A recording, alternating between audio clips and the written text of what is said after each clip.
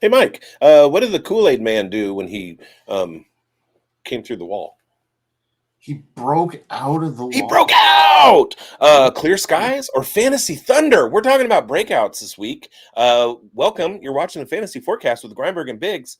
He's Greinberg. I'm Biggs. You're watching us on the Fantasy Sports Advice Network, and we're here to talk some fantasy football with you. We've got some candidates this year who have kind of they've flown under the radar, or they've got a bad rap, or whatever. But we think that this is the year that they actually put something together and bring value to you in your fantasy season. So we're gonna talk about that. But other than that, Mike, how you been? You got a great. big game Yeah, tonight. yeah. Well, hopefully by the time this airs, my Winnipeg Jets are, back in the series a bit, but their backs against the wall. But here on the Fantasy Sports Advice Network, we always talk about not just football. There's other things we could talk about too. But yeah, my Jets are in deep. They were the number one team headed into the playoffs, and now they are got their backs against the wall against the Dallas Stars, who are playing great hockey right now. And I do have to tell you that as a witness to championships, because I've seen my teams win a couple rings, most notably and most recently the San Francisco Giants about 10 years ago. That game the other night, that game 7 that the Winnipeg Jets played down by 2 goals with a couple minutes left, scoring to make it 3-2, and then scoring with 3 seconds left on the clock to go to overtime, and then getting the golden goal in overtime. That, no matter what happens the rest of the playoffs, that was as good as winning a Stanley Cup. It was for us too as a fan base. I mean, that's as big as an emotional roller coaster you can kind of be through, from thinking that your team is out and then get a little glimmer of hope and then this insane thing that happened. I mean, that's the beauty about sports and why we love it so much. And yeah, let's talk about our breakouts, because Biggs, Yeah. we've got a couple big ones coming here. And what's your number 3 breakout headed into this year? Your guys are a little bit more under the radar, a little lesser known than my guys. So I want to, I think our viewers are really going to get some good range here from our show. Well, my first one is pretty well known, but not in a good way. He's kind of maligned in the fantasy space. People talked a lot of crap about him when he was a rookie. And he did kind of put some stuff together last season in a brand new offense under the tutelage of Greg Roman and Jim Harbaugh. And Quentin Johnston kind of had a mini breakout already last year. He had a 700 something yards. He went from 2 touchdowns to 8 touchdowns. I think he's in a prime position right now with his relationship with Justin Herbert to break the 1,000-yard barrier this year. I can see him on a path to 10 to 12 touchdowns, 1,200 to 1,400 yards. He does have some competition in Lab McConkey, and the Chargers did go out and draft Trey Harris. But I think Trey Harris is going to take some time to come along, given his route tree at Ole Miss, and he's going to be more of a sacrificial X receiver down the field, running wind sprints, similar to what Quentin Johnston did in his rookie year, although that was a different coach. But I think Quentin Johnston opened the eyes of the Los Angeles Chargers last year and is going to earn a much bigger share in that offense, which should be improved from last year. So I see Quentin Johnston jumping into the top 36, top 24 as a wide receiver finish in 2025. Yeah, it's an interesting take because, I know how high you were on Trey Harris, so that kind of surprises me. And I wanted to hear your take on it because you were really, I mean, Trey Harris was your number 1 wide receiver, if I'm not mistaken, headed into Yep. the draft, and they have a very similar, not similar profile, but they could be viewed as such, being big bodied, X type receiver, guys that can go and get these deep balls, contested catch style stuff. So I think maybe the 3 years of experience Johnston has and that first round draft capital as well is always something that we got to consider. So if there is a year for him to come out and break out, this would be it. And obviously with a good finish to last year, you're onto something here, I think, Biggs. Yeah, there's no way that I'm saying that Quentin Johnston is better than Trey Harris. I just think he's going to have a bigger opportunity this year than Harris. Harris will have to earn it over the next couple of years. There you go. Okay, well, I got a guy that is in his second year, headed into this year in 2025, and I think the room that he's headed into and still in is got some promise, second year wideout, Ricky Pearsall. He's in a good position. Brandon Ayuk, we know he's still there long term, but he's recovering from a torn ACL, MCL, and meniscus. And Debo Samuel is now out of the picture. That clears the path here for Ricky Pearsall. And I know he's a former number one round pick here. He's on a heater too, bouncing back from an off-field injury last year. He had a really good end to 2024, 14 receptions, 210 yards, two touchdowns in his two final games of 2024. Over 80% of his production last year came in those two games, and it shows the signs of what's to come, I think. 141 yards receiving in just week 18. That's a massive performance. 18 total targets between those two games. He had 4 fantasy usable games in just 10 appearances, which is not great, but we got to remember he came off a gunshot wound coming into last year when a crowded wide receiver room. It kind of opens it up now, and the path is there, I think, for Ricky Pearsall to have some relevance. He's going to fight for targets with Juwan Jennings, and I think that's going to be a really good situation to be in. And if there's anything that's going to be there for you is a Kyle Shanahan offense and a playmaker like Ricky Pearsall could potentially be. So they used that capital on him last year. I think he's going to, step into a good role this year, maybe wide receiver 3 with wide receiver 2 upside. Yeah, there are a couple candidates in that San Francisco offense. They should see a pretty good bounce back. We saw from the schedule release that they have the easiest, potentially the easiest schedule in 2025 in the NFL, and that just means better things for all parties involved. Brock Purdy, George Kittle, Juwan Jennings, even Brandon Ayuk if he stays. One of the undersung aspects of football rostering is what happens on June 1st. That's a day of cuts. A lot of contracts hinge on whether a player is on the team on June 1st. So if the 49ers are going to move on for Brandon Ayuk, which would be a huge boom for Ricky Pearsall, that should happen in the next couple weeks. So we'll be keeping a close eye on that one. Absolutely. Now, let's shift over to a running back here, Biggs, a guy that, last year was touted, headed into the draft with an all kind of 3-down kind of skill set, a good pass catcher out of the backfield. And he landed in a backfield that was, right away going to crush his fantasy dreams. But you got a little bit of optimism this year about your guy. So tell us a little bit more about him.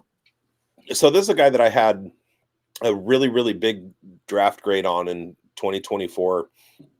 Based on his combine results and everything, I comped him to Jahmyr Gibbs, and that's Will Shipley out of the University of Clemson. He's a second-year running back. He's in the Philadelphia Eagles offense. He's behind Saquon Barkley, but the spellback last year for the Eagles was Kenneth Gainwell, and the Eagles decided that they weren't going to retain Gainwell, which moves Shipley up into the number 2 spot. Now, he is behind Saquon Barkley, who has had a couple of injuries in his career. He is on a little bit longer in the tooth than he was last year. A lot of his fantasy production last year, I want to say 14% of his fantasy points came on 4 plays that he broke for 60-plus yards and a touchdown. So Saquon still has that big playability, but there might be an idea in Philly of kind of like not putting as much tread on Saquon's tires as they need to, which means an increased role for Will Shipley. Now, with Will Shipley's athletic profile, the explosiveness can be there. And if you want somebody who's going to like come into a game, have limited touches, 8 to 12, 15 touches in a game, and maximize his ability to score fantasy points in that role, putting together 40-yard runs, 40-yard catches, lots of touchdowns, etc. I think Will Shipley is in a prime position coming into his second year in Philly, who is a noted high-scoring Super Bowl winning team. They're going to have a lot of wins, and I think Will Shipley is going to be a big part of that. And so he is going to come off all of my taxi squads at some point this year. And then he's going to be in a potential breakout situation. Yeah. And, when we talk about breakout, we're not talking about like a all-star number 1 overall, season for these running backs. We're talking about a guy that can maybe get into some playing time, earn some yards, like Biggs mentioned. 8 to 12 touches a game would be the prime time. And then you never know what could happen with an injury. Then he just gets catapulted into a lineup here and become a starter. And, maybe gain some trade value out of it as well. So always looking at where these assets will lie. And where else is got a lot of assets is on the Fantasy Sports Advice Network. And we're going to hear from our sponsor right now. We are here. FantasySportsAdvice.com, offering the best fantasy sports social media platform. Why join endless Discord communities or the trolls of Reddit? Fantasy Sports Advice is a community designed to help you win with 24/7 support. Go to FantasySportsAdvice.com and become a pro member for unlimited access. Again, go to FantasySportsAdvice.com today. Yeah, that's a good idea. Everybody go do that. I hear that there's a rumor that there's going to be a product drop from Fantasy Sports Advice Network pretty soon. What do you know about that? Well, I'm waiting for the publisher to finally finalize the last finishing touches on our prestigious rookie guide. Rookie guide? You don't say. Yeah, I do say. And it's been a great collaborative effort from a lot of us here at the Fantasy Sports Advice Network. And as soon as it's ready, we will let you all know. And it's going to be coming out hopefully within the next week, if not sooner. But waiting for that publisher to get it in the books here, because we are actually publishing it in online, and you'll be able to find it there, but also in our website as well. So on the Fantasy Sports Advice Network. So let's get back into the action here. And one of my next breakouts is a guy that, a couple of years ago was he was the first draft pick from Sean Payton, and he ended up moving up to grab this guy. And I'm talking about Marvin Mims, who I think in 2025 has got the tools and everything kind of lining up for him to have that breakout that we're talking about. And there's a reason behind that. He had a quiet start to his career, but late last season, a little bit was stirring up here, and I think that breakout is going to happen. He showed explosive upside that made him why, Sean Payton's very first pick for the Broncos. He's a second-round selection, and over the past 2 games in the last 2 weeks of the year, he had 53 PPR points. It flashed his 2 monster games, 19-plus PPR points in 3 of his last 5 games.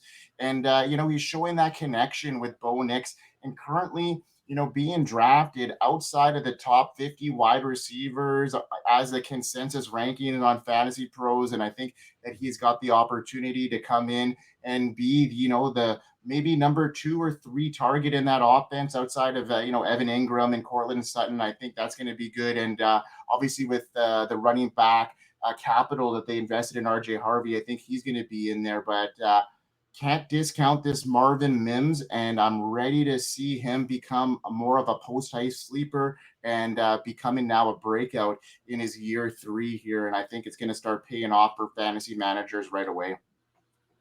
Yeah, I do too. I liked Marvin Mims right out of the gate. He had a couple of huge games to start his career and then just kind of disappeared. And so one of the things that I didn't like about his profile is the fact that the way Sean Payton used him was very close to the line of scrimmage, even though his early success all came down the field. And that was kind of disheartening. But, sometimes it takes people a little bit to learn the game. And when you got a guy coming into his 3rd year like Marvin Mims is doing, there could be some huge games. Especially, it's kind of like when you're scouting a baseball pitcher. When they throw 96, but they usually throw about 92, you can get them back to that. So if somebody comes in and has a 29-point game or a 25-point game, that's a possibility that could happen down the road. Once they've done it, they can do it again. And the other thing here too, there, Biggs, is that it took some time for these rookie quarterbacks to develop as well. Sean Payton wasn't going to let him, the wheels fall off of Bo Nix. So they were, designing a lot of these shorter screen, dump off passing plays to start the year. And then they started opening things up a little bit more downfield where, like you mentioned, is that kind of where Marvin Mims makes his bread and butter on those big explosive plays. So I think maybe that relationship is going to grow and flourish even more so. So yeah, I got some optimism here, and I'm looking forward to hearing about what your number 1 spotlight guy is. Number one. Let's hear it.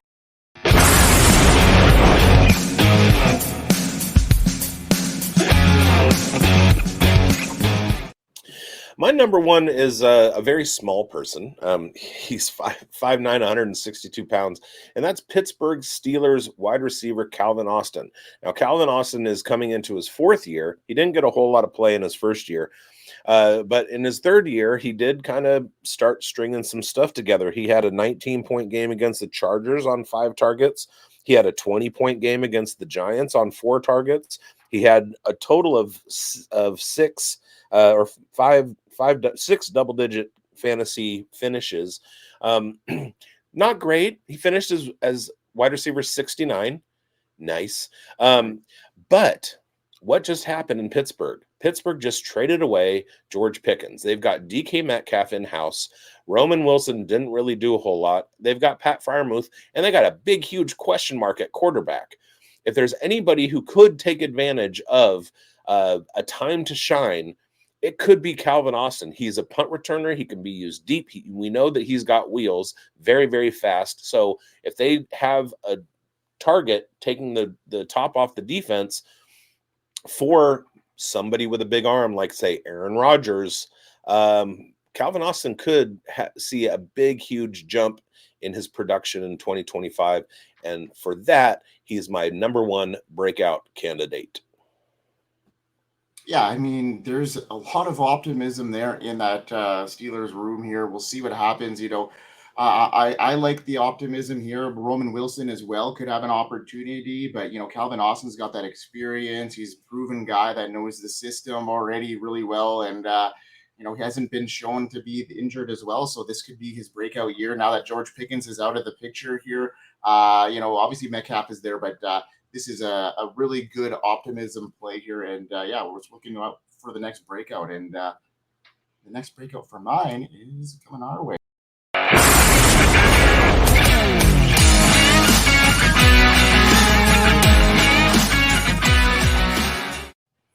Well, for me, I mean, this is more of a chalk play here, but I'm talking about Caleb Williams, and I think that he did not have the most stellar rookie season. It wasn't horrible by any stretch of the imagination. It wasn't as bad as a lot of people thought it was, considering, he's a rookie. But I think he's primed for a good upgrade this year. They upgraded his supporting cast, bringing in 3 new offensive linemen. They have returning weapons, DJ Moore, Roma Dunze, that dynamic 1-2 punch, and now they got 2 new explosive targets, rookie additions, Luther Burden, Colston Loveland. They bring more versatility and big play potential to that passing attack. The Bears' run game isn't nothing to scoff at either. I mean, DeAndre Swift, Roshan Johnson could return to form here, and they could, become a good, solid backfield duo for Caleb Williams. And they added Kyle Monangai as well as a depth piece. But the really cool thing here is that balanced offensive unit that's going to be worked around new head coach Ben Johnson. And I think they're going to fully implement new play action heavy system, which is going to be tailored to help Caleb Williams' success. The protection is going to be better, improved weapons. We got to remember that Caleb Williams faced a lot of adversity his rookie season. He had 68 sacks, and some of them was his fault, but some of it wasn't. And that offensive line upgrade is going to be improved. Ben Johnson, like I mentioned, is it going to be better for him? He's currently ranked as a QB 14 on Fantasy Pros, and I think that is going to be where he's going to break out. I think he's going to enter the top 10 this year and become more of what people thought he was going to be when they drafted him as the number 1 rookie pick last year. And, there's optimism there still for me. And I think that with some upgrades and some better utility around him, he's got the upside to be a top 10 quarterback, not maybe top 5, but top 10 for sure. And that's a breakout season in my books. Yeah, in Superflex leagues, that's a perfect QB2. In redraft leagues, maybe you want to keep him as a backup, play matchups with him, that kind of thing.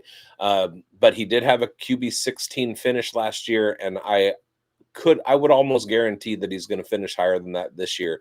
Roma Dunze has a year under his belt, and he's going to emerge a little bit more. We all know what to expect from DJ Moore and the kinds of things he could do.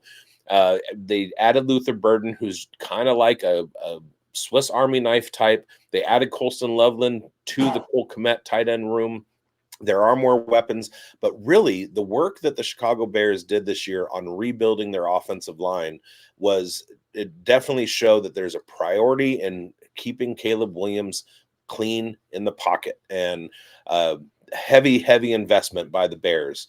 They're going to improve, and Caleb Williams is going to be a part of that. So huge breakout year coming for Caleb Williams. And viewers of the show from last year, during our rookie talk, might remember me not being a huge Caleb Williams guy. And it's not that I'm coming around. It's just we are going to see the emergence of the Caleb Williams that I was prognosticating last year. Maybe some extra runway for him to get to the point where we think that he's at his true talent level. And I think that's coming this year.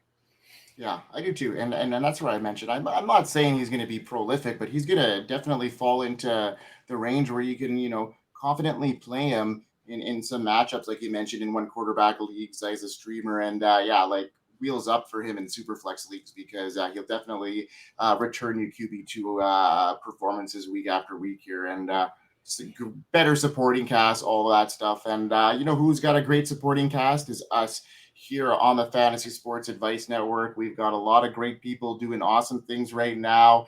Check out all our great shows on the network. We are flying, and we're about to launch a new channel right away starting June 1st. It is going to be called the Fantasy Sports Advice Network Grindhouse, where we're going to see a lot of, those outside hardcore kind of games, like the guillotine leagues, like some Debbie shows, some deep dive dynasty kind of deep dive stuff. So look forward to that in the near future here, folks. Hopefully launching that June 1st, and stay tuned to other exciting stuff that we're having down the line on the Fantasy Sports Advice Network, Biggs. Including this, there is a best ball app called Drafters. Go to drafters.com. And when you use FSAN as a promo code, you will get matched on your deposits 100% up to $100 for a minimum $20 deposit. Enter FFAN, enter FSAN, go play Drafters, play best ball, and have some fun, win some money. Yeah, awesome. That's one of our new sponsorships. So let's keep it rolling, everybody.